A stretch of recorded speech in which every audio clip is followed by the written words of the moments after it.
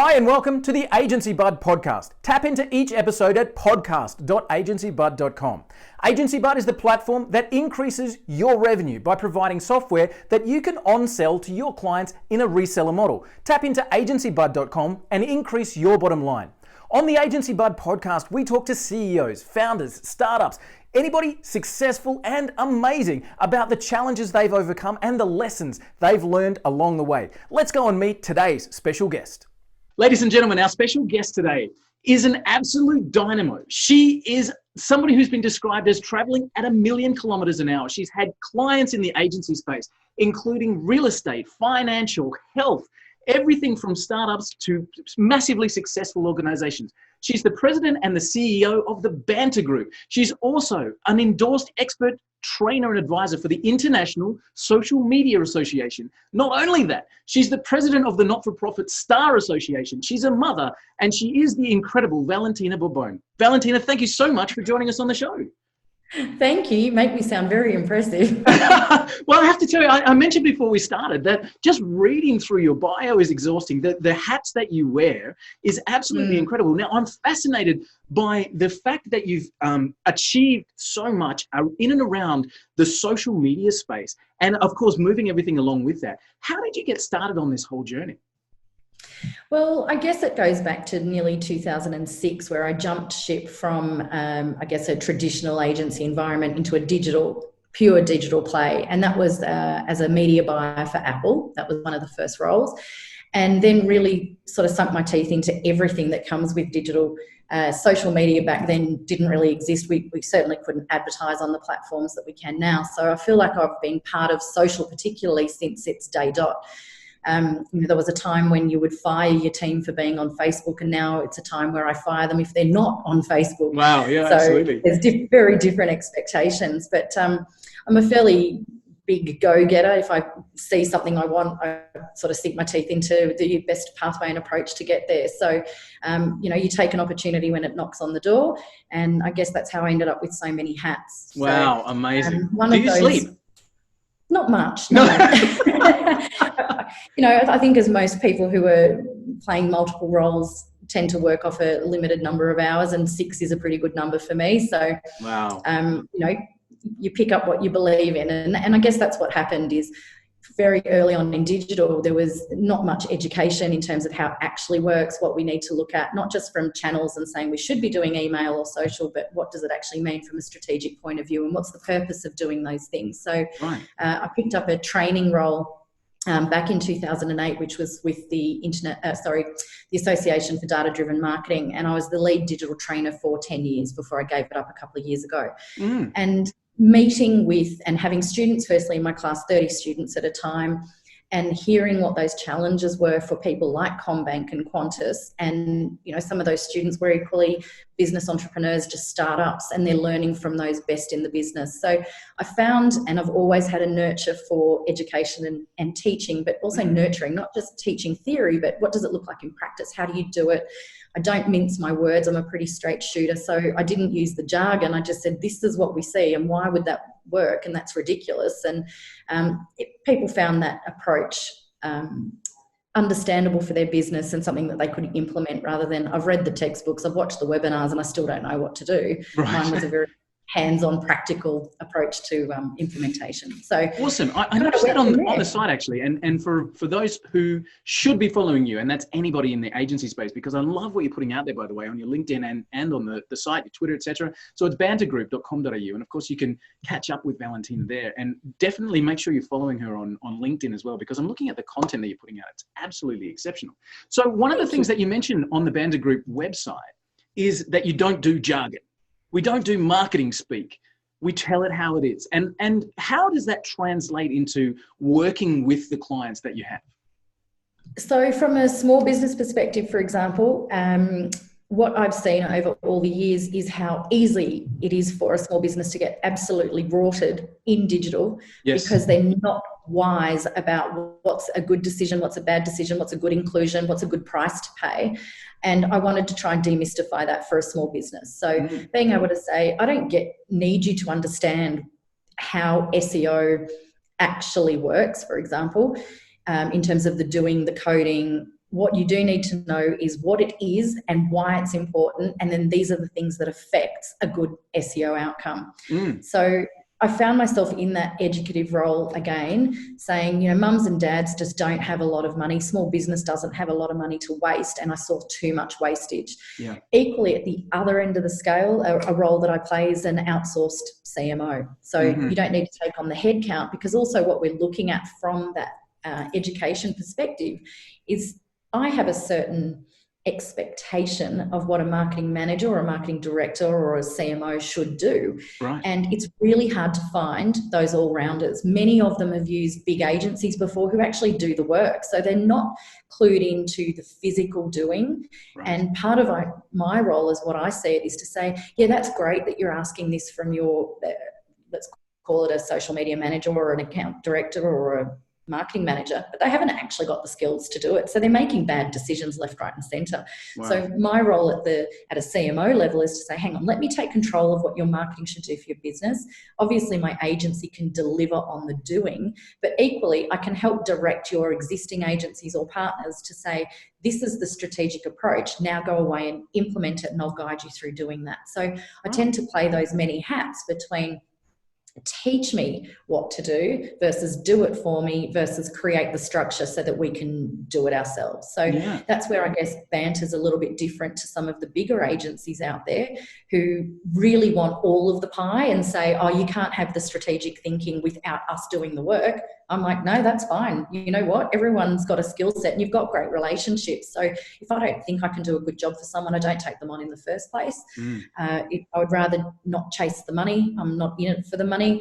I'm totally in it for delivering a better experience for people so that they can have a better business at their end. Fantastic. So when you started out the Banter Group, was it just you, or did you start with a core team of people, or was it just you, hat on, let's get started? Well, it was a bit me get started. So I had left my own strategic agency in Sydney to move to the Highlands for a different life. And I didn't think that I would continue agency work in doing that. After 2 years of growing my own veg, and carrots take a very long time to grow, decided that I'd kind of put it out there to the local community. Oh, they knew that I was in marketing and education, and just sort of put it out there. Said, look, I'll help you out. And it grew very quickly. So within a month, I'd hired a creative director, and I wasn't even sure we'd have much creative. I thought it would be more training and basic stuff. And actually, my team within 8 months was 8 people strong. Wow. And now we're 2.5 years down the track and we're at 12 people. So I'm trying to grow sustainably. I definitely don't want to take on the traditional agency models. You know, you win a client, you put on a team, you lose that client, you fire the team. Never going to happen here. So one thing I pride ourselves on with the agencies, certainly to firstly hire local people. We live in a regional area, so we have amazing skills in this community. We're only an hour and a half out of Sydney, but it's really difficult to find a job within the Highlands. So I wanted to provide a place where local people with great skills who have moved into the area or born and bred here have a place to work without working ridiculous hours. So our ethos is be with your kids, go to the school carnival, work the days of the week that you want, work flexible hours. As long as the job gets done and we are professional about it, have the life that you want. You know you're about to be inundated with resumes. Because as a testament to that, I put out a role not that long ago, which was for a 4-day-a-week administrator, and in 24 hours I'd had over 40 applications. Wow. And you know, that wasn't a sign of COVID for me. We grew during COVID-19. We didn't shrink at all.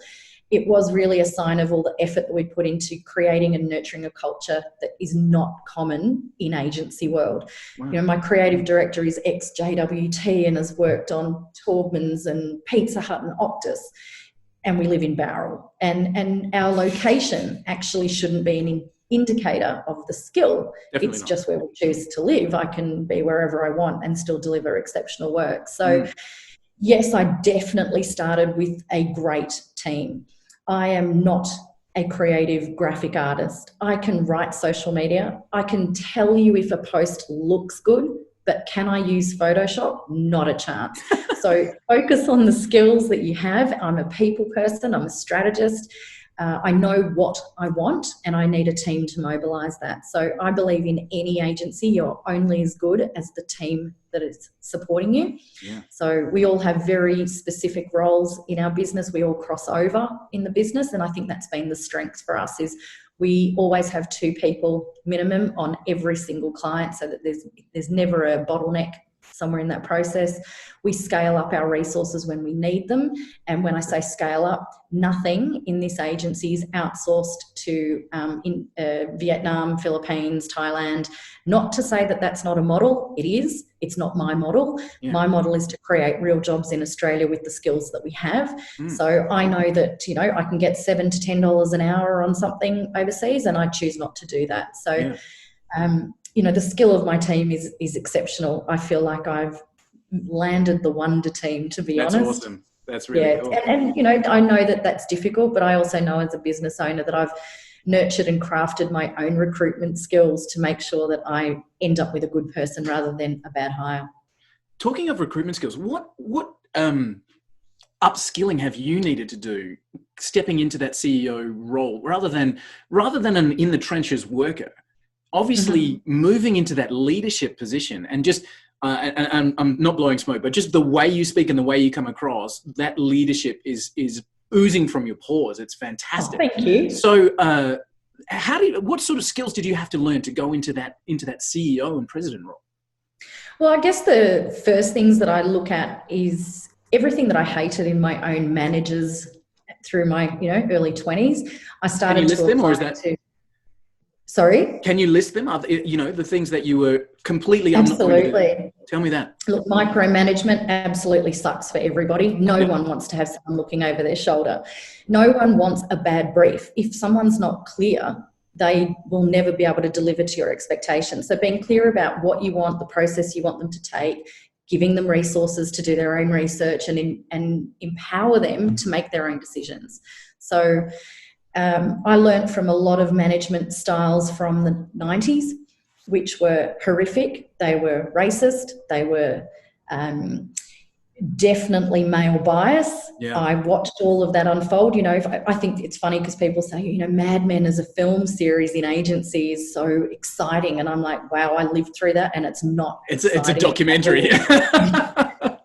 Bloody awful. Yeah. And I guess that was the ethos, is to say, I'm not going to repeat those same mistakes. So if I want my team to perform like this, then I'm going to nurture them into that role. So no one gets thrown in the deep end without support. Absolutely you get thrown in the deep end because I've hired hopefully the best of the breed that I can, at the time I'm recruiting, but you can't just leave them there. You have to give them that feedback. So I'm very meticulous with my discipline in terms of having a formal review process. But equally, I don't wait for a review process to address an issue. So I'm also very human-based is how I look at it. I'm not just female, sure, but I'm empathetic to what the world is and the realities of the world. I know that I could be making a much bigger margin if I did things differently, but I'm not interested in money. So I'm interested in having a great life, delivering great work, feeling proud of what we do, and having a team that loves coming to work. And I'm one of those people that work for 24 hours and not stop. So I don't expect that from my team. I expect them to go home. But if they want that drive and passion, then I'll absolutely support it. So that human element, when a family has a child, not just a female, there's a man involved and he should have exactly the same rights as that female. I just nurture that and say, don't be at work. Don't just take 2 weeks leave. Go. Enjoy yourself. And I think that's a big difference for what people have experienced. And for me, one of those big turning moments was one of my team. I'd hired her, and before she'd started, she fell pregnant. And she came to me to have a meeting almost in tears, thinking she wasn't actually going to get the job. We'd already made the offer. And I just sort of looked at her. I'm like, you don't think I was expecting didn't know you yet. You've been married for a long time. You're in the age group. I'm not stupid. Of course you're going to have a job, and yes, you're going to leave in 7 months, and yes, there'll be a job when you come back, and I don't know why you ever thought anything different. But of course everyone's experiences taint what what that response might look like. So I guess I treat my own team, my clients, the way I want to be treated. It's that old adage, treat people how you want to be treated. And it's actually just something I practice rather than something I put on the website. So I kind of interrupted you, and thank you for going into the depth of the micromanagement and poor briefs and poor understanding and communication and family. And what else did you think to yourself as you stepped into that CEO role? How did you go from a worker to a leader, in terms of, oh my God, I need to skill up here, or I need to, we've already talked about recruitment. Was that something you had to learn? Like, what else have you had to kind of bring somebody in or upskill yourself on? Yes, I'm doing two things particularly. One is I am disciplined to do reading. So I dedicate at least 20 minutes a day to reading something. Now that could be the AFR, it could be a report, it could be about leadership, it could be habits. Obviously Stephen Covey and the 7 Habits of Highly Successful People, and go, oh yeah, tick, tick, tick. They're things that I do when I just wake up. So I'm good with that. Nice. And then it was going up a little bit further to particularly Vern Harnish, who has published a number of leadership books, but one particular one which is called Scaling Up.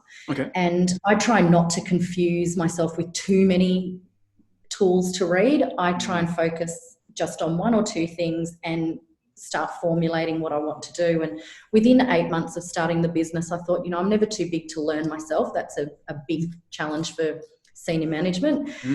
And reading that book, highlighting exactly what I wanted, I started with core values, and we review them every year to see if they still stand.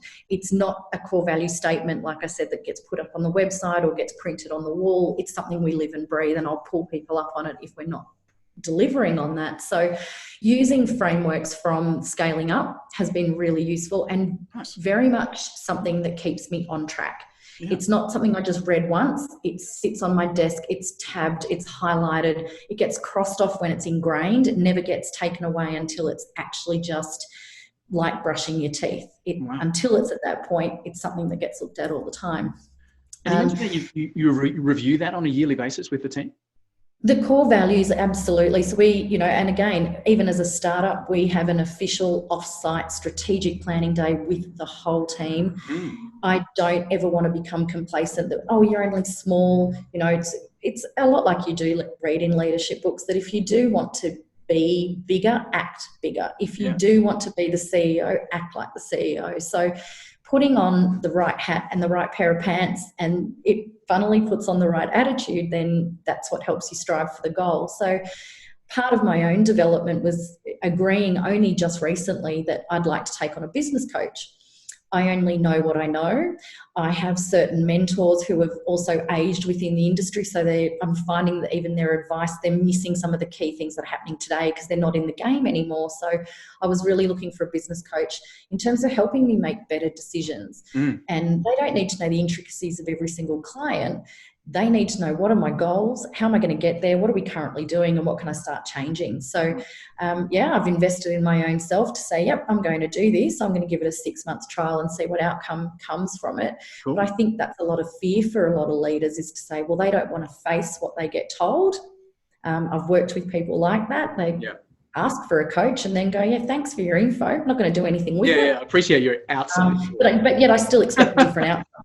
So, being that disciplined person is me actually taking the hit on the chin. If it's going to be bad news, then I need to bulk up and get on with it and make some changes. You can't just listen to something and think it's going to change. You actually have to take that action. And I think that's the hardest thing for people, is the fear of the unknown. I don't know what risk I'm really taking, but I'm willing. I keep going back to, what's the worst case scenario? I'd keep growing vegetables. At least it's sustainable. I really want to dig into a little bit of social media stuff, but before I do, while we're still staying on the team, you mentioned that you're not a creative, so Photoshop and you just don't get on, and I completely have the same relationship. Tell me about the breakup of your team then, Valentina. How is that structured? You've got a couple of people in sales, a couple of people in creative. Like, what's the makeup there? Yeah, so we're 12, and we have a creative team of 5. And we have 2 in account service or producer roles, a strategist that works very closely with me and in copywriting, a social media manager, web development, and an administrator that helps keep us all very happy and well fed. So Nice. everyone does have the skill set, but like I said, the whole team will end up working with most of our clients, or at least a core team of 3 to 4 people on a particular client. So within the creative team specifically, we have our creative director who can do anything. Then we have a graphic designer who's very much geared towards brand design and crafts his own typography and, really meticulous. Then we have 2, I guess, more junior creatives, which are very much on the tools, social posts going out, but brand guidelines and a lot more complex design as well gets nurtured through from our creative director. So everyone's growing and learning together. I also upskill them. So if they tell me that they're finding a skill set shortage in, let's say, animation, then we just book animation training one-on-one, and everyone's entitled to highlight throughout their working time what they'd like some training on, whether it be official or unofficial.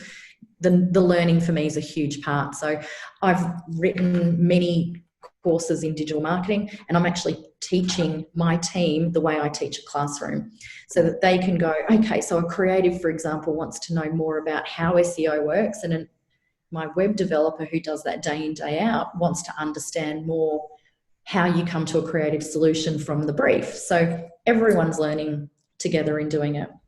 Unreal, fantastic. And so you mentioned that you've got 2 people in the producer role. So they're the new leads or the new client business development kind of role? Yeah, so I do most of the business development, and I'm very fortunate that we have a lot of inbound inquiries that come through. I don't really have to, I've never actually advertised Banter, if that makes sense, which is pretty terrific.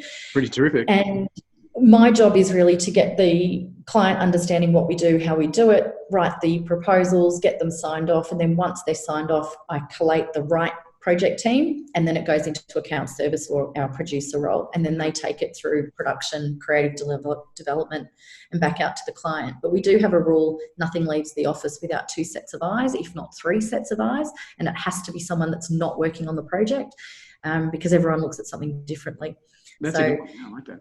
It is, and it's starting with process. It's starting with function. You don't need to have every system in place, but as a startup, one of the first investments I made was a very expensive, in my opinion, piece of software, but I can't live without it. It manages every client project and workflow and resourcing within the business. So, most people will bootstrap a startup, and that's exactly what I did. A $7,000 bill when it comes out of your own bank account feels like a lot of money. What's the system, if I can ask? It's called Accelo, ACCELO. Okay. And what I love about it was built for agencies. There's a development team actually in Wollongong, so nice and local, but also their head office out of San Fran. So knowing that we can write to the team and say, hey, I'm trying to do this. What's a good way to do it? And if they don't have it, it goes into their product development. Nice. And, I've tried all the usual suspects and Trello and Monday and Slack. They all fall short of what an agency's process really should look like. And I found Accelo to be awesome. Cool. Awesome. Very cool. One word you threw in there that I just want to jump on if I can. You used the word process. And you said we don't need to have a process for everything, or you don't need to have that structure in place for everything, but it is important. Do you, as a team at the Banter Group, do you have a process for everything? Do you have a written down pipeline of exactly how things happen? Absolutely, yes. Interesting. Right from taking the phone call and qualifying a phone call. I'm not writing proposals for every phone call that comes through. If I don't think they're going to be the right fit for me, I actually quote them over the phone. And if that falls within their ballpark, then I will write a proposal. Sure. But everyone understands our process, and particularly web development, because it can be quite a back and forward process. We definitely have that built into our templates, built into Accelo, built into our tools, so that it can't fall over. There's checklists before anything goes out the door. So again, checklists, for a lot of people, they say, well, I know what I'm doing, I don't need a checklist. It's like, yep, but you know what? It's really easy when you're under the pump or juggling multiple projects that you just overlook something because, oh yeah, you know what, I just moved on too quickly. A checklist is there to save your brain from having to remember the process. It kind of can put you a bit on autopilot, because you can go, oh yeah, I forgot about that. I was just trying to get to the end goal a little quicker. So we find that the process saves us a lot. How did that evolve? I mean, you went from let's get started to 8 months later, 8 staff in and going strong. How did you create that process manual as you went along? I started by saying, what's the most important thing that I could do today that's going to save me time in the long run? Nice. So it's the old adage again, you have to invest or take 2 steps back to take 5 steps forward. And I know that meant I worked late hours writing up templates, having them reviewed, road testing them, keep improving them. But I knew that that's what was going to set us up longer term. Cool. So even within the first 3 months, I had all our process documents, briefing documents, all written, drafted. My employment agreement was already through the lawyers. I didn't mess around by going, I don't really need one. We've only got 2 people. It was like, no, the first person is getting a 12-page employment agreement to protect our IP. Yeah. And, I think that's where a lot of people fall down in startup is they just scramble for the client. Whereas I went, no, I've done this plenty of times before. And if people aren't clear, then you're going to fall over. So, and when I say people, being your own team, or the client themselves. And I guess that's the position I take, is that clients don't know the process to build a website. So my job is to show them that you don't just set up a domain name and then pop some pictures in. It's a 27-step process. And that's when they go, well, GoDaddy just makes it look like you take 3 clicks and Alf can have a website. Yeah, no. How about no? You can, but that's not what I'm here for. I can hear a million, hopefully there's a million, I can hear a million agency owners listening to this at the moment going, I don't have time or money to create processes. Is it ever too late, Valentina? Like, is it ever, there's a business owner, he's been trying to set up this digital agency, he's fighting that daily struggle for clients, he's got a couple of people that he outsources to. Can that particular person create a set of processes starting today? Absolutely. It's never too late to make any change anywhere within the business. If you always do what you've always done, you'll always have what you've always had. So I've always taken that from my early 20s in some sales training to say, yeah, you know what? It's the same as when people say to me, I wish I could live in Paris. I'm like, you can. Get off your ass, go find a property, sell your house and move. I'm not sure what's so difficult about the decision. If that's what you really want, then you know what? It's not going to come out of the sky and go, oh, here's Paris. So I'm just motivated I'm just motivated to say, well, that's what I want and that's what I need to do to get it. I know that's going to be hard, but nothing in life is easy. So crack on, stop whinging, get on with it. Nice, I love it. I'd say the same things to people and they look at me like an alien. So one of the things it would be remiss of me to have Valentina Borbone on the line and not talk about social media, considering your position in the world in terms of social media, teaching and educating. How have you, let me start at the end. How have you stayed on top of all the changes? Is that a constant educational process for you? Every single day. And this is where I think most other people fall over. They say, Facebook, I've been doing this for years. Yeah, Facebook changes probably 3 times a week. I will be reading and seeing significant changes just in Facebook, Instagram, and Google. I won't ignore Google even when we talk social. So on that basis, if you're not on the tools, if you're not clicking and seeing that this behaviour is evolving, that this is the response from the community, that the change to an algorithm is based on research and applying the knowledge of that research to behaviour, you're going to absolutely miss out on what the value of social really is. And that's changed over the years. And I think that's what most people forget. They, particularly with social, we're going to hire this 21-year-old who knows stuff all about how it works from a business perspective. I'm really pleased that you know how to get your makeup updates, but you know what? This is a business and I'm selling something completely different. And the behaviour of people on social is what makes it successful. People forget behaviour. They just go, well, you just buy ads. Yeah, right. Good. Go waste that money. Yeah, go waste the money. Enjoy it. Yeah. And I guess that's where I play differently. I have a social media manager, but part of that discipline that I talked about with reading reports, reading updates, is I have probably closer to 2 hours a day rather than 20 minutes where I'm reading anything from, firstly, international publications as well as local. reading what the reports actually say, and not just reading them going, oh, that's nice. Okay, what impact does that have on our clients, on different industries within that change? We have to notify our clients of this because it's changing all the time, and people forget that. So I guess that's where my role on the International Social Media Association came from, is when the group had formed and they were looking for industry experts, like most committee-based organisations will do, is we're trying to make a significant change in legislation on social media in Australia, for example. But what's the point in doing that in Australia? It's US-owned. Every country has their own rules on media and publication. How do we influence that at an international level? And whilst the policymakers, this is where government gets it wrong, but not the International Association, we're going to make this policy change. But what's the actual reality impact? And is this even a good decision? Because if I'm in Qantas, or in my case, working with nearly every industry, I'll have a very different opinion of why a policy will fail or why it won't work for government legislation versus a publisher or a media publisher versus a user. So everyone in the industry advisory group has a very different opinion because we all come from a different way of looking at it. And I think that's the strength of the advisory role. I'm then privy to what is happening globally and what sort of decisions are being made. Obviously, with things that we're seeing right now, Black Lives Matter, the call on Facebook to make significant changes, the revolt from advertisers to put money into the platform. I don't think you can hang out just one platform at all. And I think people forget that there's probably a greater agenda happening, and they need to really consider who is a responsible owner, a publisher, and a user, and what rules we place on them.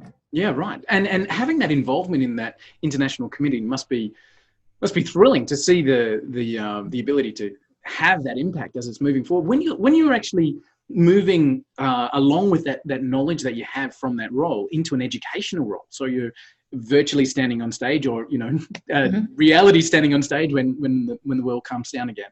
What are you talking about in terms of social and the way that businesses interact with that with the different platforms? Yeah, look, a huge part of what my narrative is about is let's go back to behaviour, not just what the platforms offer, but why do they offer it? And every product innovation comes from user behaviour research to say, oh, this is a bit weird. So I'll give you an example. The reason that stories in Instagram is the biggest, greatest thing is because we're absolutely dead bored of this scroll. I'm over it. I've scrolled for 16 years on Facebook, and now you're asking me to, do exactly the same thing on Instagram with exactly the same content. So, hey, businesses, if you're going to post the same thing in two places, guess what? Me, the user, is going to get bored and leave. Now, if I leave, Instagram no longer has me as a user, which means they're going to drop their numbers, drop their stickiness, which means their advertising won't be as valuable. So go back to behaviour. And another one of those behaviours, and why they dropped the like button, the heart count, you can still like it, it just doesn't show a count on a mobile phone, is because, well, you know what, I don't like everything that I read on social. So if you're going to measure your success on social by how many people have liked or commented, you're going to be so disappointed. Because I don't. And neither does the majority of social media users. We read it, we see it, we move on.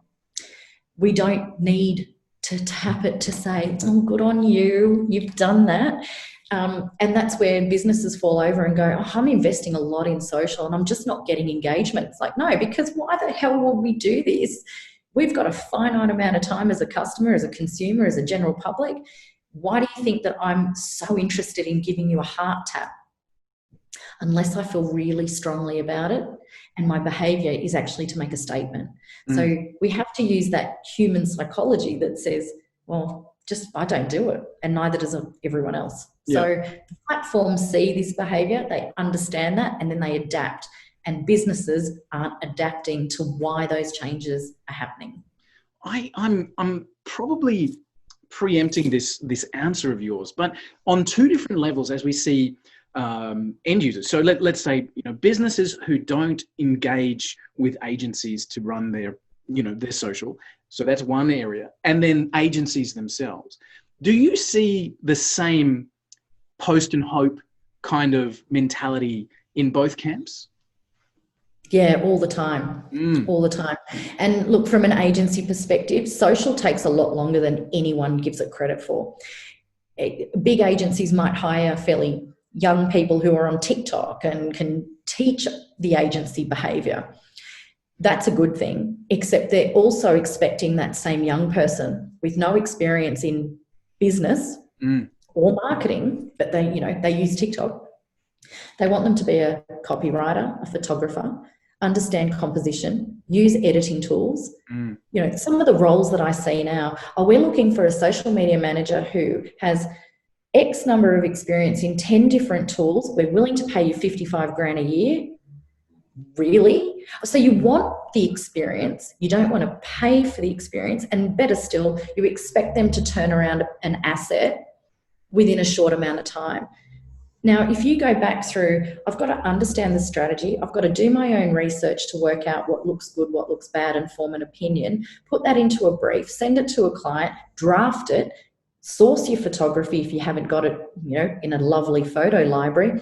Don't forget amendments and approvals, then post it. Don't forget your community engagement. That happens 24/7 on weekends. And the reporting. Now, can you do that for $50 a week? No chance. And this is both sides. Agencies send in the young person and businesses hire the young person. Now, just recently, I've had someone, and I'm not going to disclose who, but say, we need you to teach our internal person social media. This person's a young person. They've never used Facebook themselves. So how on earth do you expect me in 1 hour to teach them how to use the entire platform and actually teach them marketing fundamentals in the process? It's like, sorry, that's called delusion. Yeah. So I think the ones that are winning are the ones that appreciate, firstly, the purpose of social media for their business. A lot of people think it's a sales platform, and it's not. It's an influential platform. It's a discovery platform, and that's where they haven't aligned their purpose with their metric. So a great example is, my purpose is to let people know I exist, but I'm going to measure that on leads. So yeah, they're two different things. So if we're going to measure exposing your business to people, then the measurement is reach and impressions. If you're going to measure social on lead generation, then the outcome is direct messages or inquiries. They're very different things, and the messaging that you create, the way you create your targeting, all of those things change based on its objective. No one that I really work with ever comes to me and goes, I'm very clear about what my social is supposed to deliver. Wow. And I spend a lot of time going, okay, well, what do you think it's going to deliver? And they go, well, I want to sell stuff. It's like, okay, well, me, customer, doesn't want to be sold to. When I'm sitting on the couch, that's actually what I'm not doing in my feed, not actively going, wonder what I can buy today. Yeah, definitely. Doesn't happen. It's interesting because from a business owner's perspective myself, the social rise, and I know, we're sitting here in 2020 and it feels like Facebook's been around forever, but it really hasn't. It's really only been active in such a short amount of time. And it's such we're talking Facebook, but of course we mean Instagram, of course we mean YouTube and LinkedIn and TikTok, and all of those have different methodologies behind them and reasons for being on those platforms. As a business owner, it feels like, okay, this is the world's biggest platform. If I just get out there and, as you said, share my message, people are going to buy my stuff and it's going to be amazing. There's a very shallow understanding of the actual reasons why these platforms genuinely exist. Do you find the people in your audience, as you're delivering your educational message on social, do you find the majority of your audience are agencies, or are they business owners, or a combination of both? What do you find your demographics when you? Yeah, my audience is the most definitely business owners. Yeah, right. Definitely. And I take a two-pronged approach to what my social does. My objective of social is to showcase our business, our quality of work, and our education process. So if businesses are going to make better decisions, then they need to know why some things might not be working. So, even for my own business's marketing, was writing blogs and sharing small snippets of this update has happened. Not just tell me the update, tell me what impact it's going to have, tell me what opportunity it now presents for me, and invite them to talk about what that looks like. So I do highly value within the agency creating and crafting our own social, our own blogs. It doesn't get left, clients are always more important. Yes, they are. But you know what? Banter is also a client to our own selves. Yeah. And if I'm going to preach that businesses need to do this, then I'm going to do that myself. So, when you said, when you decided to start an agency, then what happened? Yeah, I sat down and wrote my own marketing plan to go, well, what am I going to do? Who am I going to do it for? And stay focused. It's very easy for businesses to go off in all these directions because everything's an opportunity. Nope. Focus on the ones that you need to get across the line first. Nice. And build on that. And I think what people have missed in the social space is it has evolved. Facebook's been around for 16 years, and what it did in year 1 to 5 is very different what it did from 5 to 10, and even more different in what it's done in the last 12 months. So you need to watch the behaviours of the gaffers. That's the Google, Amazon, Facebook, Apple, and the S is Samsung. You can throw in a few more on top of that, but they are spending bucket loads of money watching data and behaviour. If they make a change, it's very well understood. Businesses need to understand why they're making that change and then what impact that has for them. And again, I can hear a million business owners at the moment going, I don't have time, Valentina, which is exactly why, by the way, you should touch base with Valentina and the team at Banter Group, because they are on top of it and they can help you steer through that path. Look, and to comment on that, even following us from that perspective, if you don't have time to do the reading that I do, at least follow us and learn from the shorthand version. Absolutely. Without having to do the reading. So maybe following Banter for 20 minutes a day is the investment from another business. And I started off the call by saying that your content is exceptional because, as always, when we start and going down an interview path, my job is to make sure I'm doing my reading and my homework. And I'm literally on your site and specifically on your LinkedIn feed going, wow, okay, cool. Click the follow button. Obviously, the research and the work that you're doing in that space is genuinely at a leading edge. So, that's a really strong endorsement. And guys, really make sure you touch base with the team at Banter Group and follow along Valentina, because she really is walking that talk as she goes along. Valentina, as we start and look at the Banter Group and the other hats that you wear, if we transported you, if we took you out of Boral, where you are, where you've set up and grown carrots and, have that amazing connection with the local community, and we put you in a foreign country, you kept all your social accounts, but you had to start again, what would be the first few moves that you'd make in that new environment? Wow. If I had to move to another country and do this again, firstly, understanding for me how the country adaptation is to social. So Australian psyche is very different to Europe, also very different to Asia and America. We don't behave in the same way. We don't have the same sentiments. So if I was in another country, it would be really ingraining myself into people's sentiment, how they make decisions, how they're influenced on social within that country.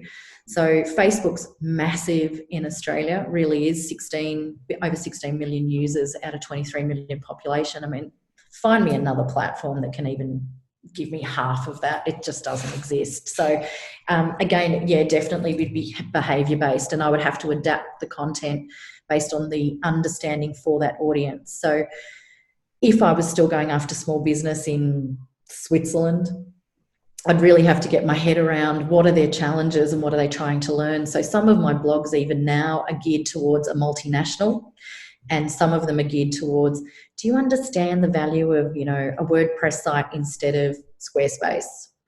Let's just go back to those basics. And actually what I find is if I talk to a CEO now, they can't tell me the answer to that question because they've got other people doing that. And I guess that's my difference is I'm never too big for the gig. I have to keep on learning. Web development's a great example because we had, back in my day, Flash development. Imagine being a designer where you have to learn an entire technology that then becomes redundant in your same career. And that has evolved over and over and over again. We went into HTML5. Then we went into Photoshop and FX and animations. And now we've got GIFs. I mean, we hadn't heard of GIFs 15 years ago. And these designers have to keep evolving. Developers have to keep evolving. We don't need hard-coded enterprise systems anymore unless you really have something quite unique. So I'm going to be redundant in 5 years if I don't keep up my game. Yeah. I'm not ready for that. Agreed. So I apologise, but I'm going to push you a little bit on that answer. So you're in Switzerland. You've embedded yourself to understand where the CEOs and the businesses' challenges are. You've kind of probably gone to some business events and started to have some conversations. That's move one. You've got 4 left. What's your goal? What's your strategy and plan to build back up an agency helping and serving small businesses step by step? What would be the game plan that you'd employ? Yeah, so my biggest game plan, and the most successful one I've seen play out in 15 years, is people buy from people that they like. I can't deal with arrogant, rude people. I don't think I'm that sort of person. I think I have an approach that people can relate to because I don't confuse them with jargon. And if they want to ask me the dumbest question in the history of digital, I will never make them feel dumb for asking it. And I think people naturally gravitate to people that they like. So my second part of the strategy outside of understanding these business owners is I would get myself in front of those businesses. Now that is, for me, happened very quickly in the Highlands. As an example, I'm part of a business women's Facebook page, and I saw a bunch of questions being asked about, I want to do this and do that, and the answers that were being given by the community were wrong. They were absolutely rubbish. So I jumped onto the page and went, hi guys, look, I've kind of worked in this space for a long time. What if I just run an informal 2-hour ask me anything? In fact, send me questions in advance and I'll make sure that I answer them specifically. And it was a sellout crowd on a Friday night in freezing conditions outside. And actually that's what put me on the map. I believe that's what happened, is people could see that I was just approachable, that it's not scary. It doesn't have to be difficult. That's what I'm here for. And I'm not here to rip you off. So getting in front of those people, be it a free webinar, attending an event, networking is big because it's about people. And I don't know that necessarily can get across on social media in still imagery. It's why video has grown so quickly, because I can get a sense for who you are just by watching a short video. And to be honest, when you approached me about doing this webinar, my first thing is, who's this guy? Is he legit? Do I like him? Do I like his approach? Is he going to be really aggressive? And you weren't any of those things, which is why it was easy for me to agree, right? So I get asked to do webinars all the time. I pick and choose which ones I'm going to say yes to. And your personal approach, and I watched several of your other podcasts to see how you interview and what type of people you're interviewing, and is that a good match for me? So aligning your own brand with brands that replicate or complement your own positioning, and that's also a very big piece of Banter, is being able to say, is this a good match for us? Because otherwise I'm not really interested in working with bad people or businesses that don't actually want to listen. So I would, strategy 2, be in front of those people. Strategy number 3, be in front of those people, but not always in events. Obviously, events are changing with COVID. So I have approached, and over the years have been a guest blogger for industry publications like CMO Magazine, like the advertising industry. Yes, I have to write my own blogs, but I have an opinion and I feel very strongly about that opinion. And if they like that content, then they'll publish it. So I've strategically placed myself in a contributor's role in maybe 3-4 publications. I don't want to overstretch my own commitment either. But people then can see that I'm strong enough to have an opinion. I practice what I preach. And if they align with that, then they're likely to contact me. And I have to admit, and it's not an ego thing, if I stand up on a stage and present, my team are afraid of me doing that because the inquiries that then hit is overwhelming. And it's so heartwarming, but equally, we're a small team and we have to scale sustainably. So, there's an ongoing joke at the moment that says, hey, can you just start presenting for international resorts? It's like, right, okay. Or, do you think you could do something with, one of the most amazing designers in the world? And it's like, sure, because They just want me in front of the right people. Nice. Yeah. I think, nice. You know what, like, you've mentioned it as not an ego thing. I completely agree. It's an earned position. And again, we come back to that research and knowledge and willingness to educate, and then share that education in a constructive way. No wonder the team are always afraid of standing on stage. I can see how that would work. So that plays out incredibly well. And I think as you analyze that, you look at, okay, we're in a new business first, we're in a new environment. First of all, let's find out what they need. Let's find out how they work and how they interact.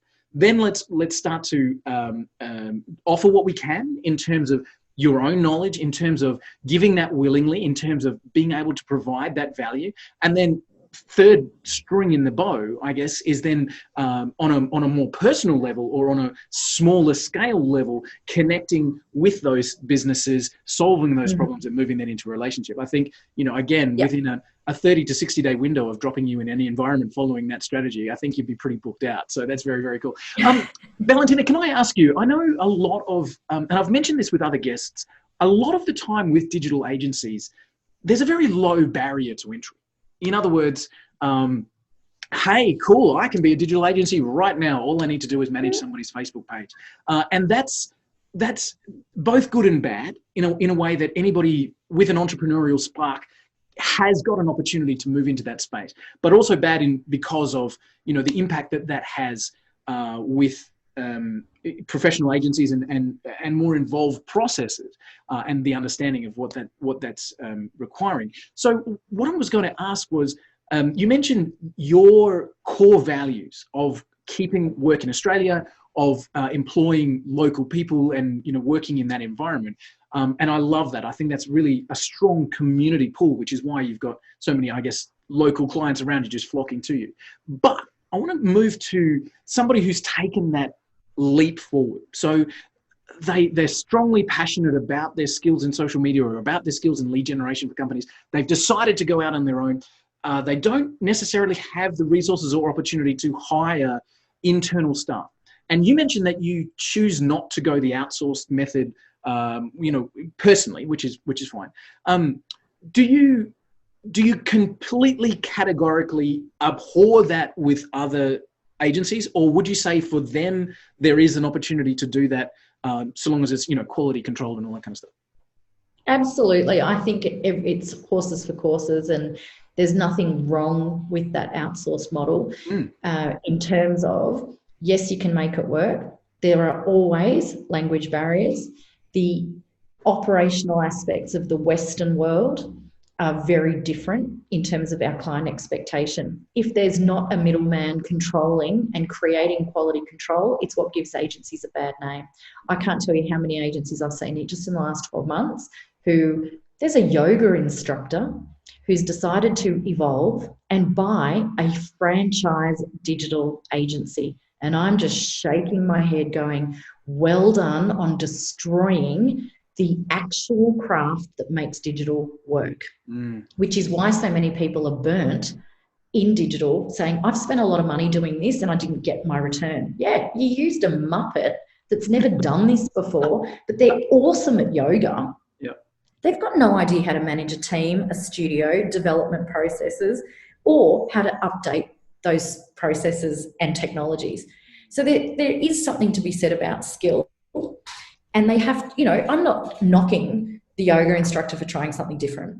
What I am knocking is that they've not done any training to actually have any credibility in the space. And I think that's what annoys me the most is, look, I could be a yoga instructor. Yeah, right. And if I just decided to change what my skill was, I'm a face painter, for example, for fun. But I went and actually paid to do a full day's course to learn to face paint, not just, hey, I've got some brushes and some cool paints and let's give it a go. Yes. I can watch YouTube videos now to craft that skill and to learn how do I do a better version of X, Y, and Z. But that's no different to the digital space. You have to actually invest in your own self to have the credibility. And I think that's where a lot of people probably lose that. An opinion question then. Do you believe that regulation in this space is needed? Yes. So part of what I do. I'm a content creator for Deakin Co., a part of Deakin University, to create what is called training materials or education courses that are actually based on a professional capability standard. So creating a standard of profession in marketing at the moment doesn't exist. Yeah. And Deakin is one of the leaders in creating this authorised, endorsed marketer. Now, that goes back to what I said before. If you're a marketing manager and applying for a job, I have an expectation as an employer that you know what the hell you're talking about across every channel. It's called a marketing manager. So when they have a marketing manager and a digital marketing manager in a role, I just think you've all lost your mind, because digital is just another channel. Where's your TV manager? Where's your radio manager? Where's your print manager? And they don't have one. That's what the marketing manager does. And digital is this unicorn over here. Stupid. It's meant to be integrated. Get your head around it. You know what? If you're in marketing, stay relevant. Otherwise, go get a job in a farm. Yeah. It annoys me because I can't tell. people put on their CVs, I'm a marketing manager, and they couldn't do half the job. They have agencies doing most of it. What that means is you're a producer, or you're a coordinator. You're not a marketing manager. So my job is to say, if I'm looking at skill set at different levels, then I need to have a standard of expectation. You need to know how to use Google Analytics. You need to know how to read reports, understand insights, implement change. And if you can't do that, you don't get the job. So that's where my expectation goes. No different to if you're a CMO, then I expect you to have leadership skills, recruitment skills, emotional intelligence training, not just the marketing bit, the other bit that makes you the O part. That's it. Absolutely. Yeah. So absolutely. And there is no standard at the moment. And what Deakin's doing, and why I'm absolutely involved in that, is, and I'm an assessor for Deakin. So you can say, I'm a data-driven marketer, but if you can't do my course and submit evidence in alignment with the capability framework, I'm sorry, you're not a data-driven marketing manager. But you're a good social poster. That's it. I love it. So why do we have qualifications in automotive? And why are there continuing education points required in healthcare, physios, doctors, but not in marketers? So you can be as redundant as you like in your skills and still say that you're a 2020 marketer. It's ridiculous. Not possible. No. So that's obviously something that's taking a lot of your future plans as well. Valentina, I'm so conscious of your time and I'm so grateful for it. As we look at the movement that you started with Deakin, with that education process, with the Banter group and the team that you're developing there, where do we see you moving in the next chapter, I guess, as we look at Valentina and what we'll see in the future? Oh, look, that sounds like my husband asking me what's the goal? And I feel fortunate that I have what I have, and the goal really is to continue its sustainability. I would love to have Banter at sort of 20, 25 people, and I try not to have this big vision. And like I said, I'm not motivated by money. So if someone wants to buy this business, it would really need to be something very attractive for the team. No, not from a financial, but for the team. Yeah.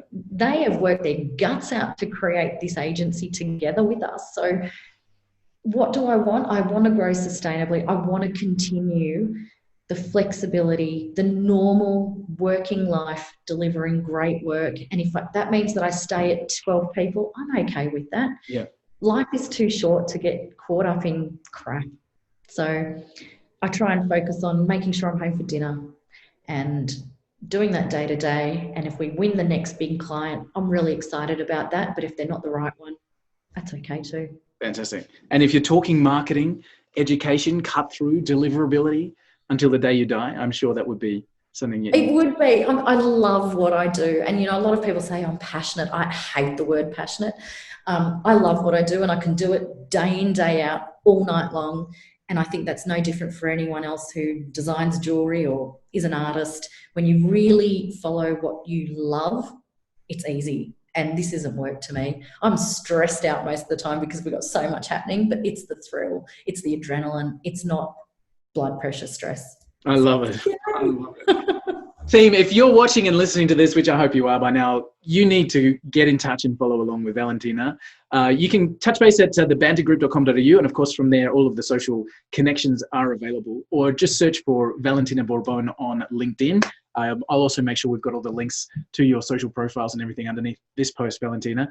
I'm so grateful for your time. I love the message and the direction that you're bringing into the marketing world and into that space. And I thank you for it. And I think there's a lot of people that not only from your client perspective, but also then from your team, from your community, and the greater marketing group as a whole internationally can really feel and benefit from that. So again, I thank you for it.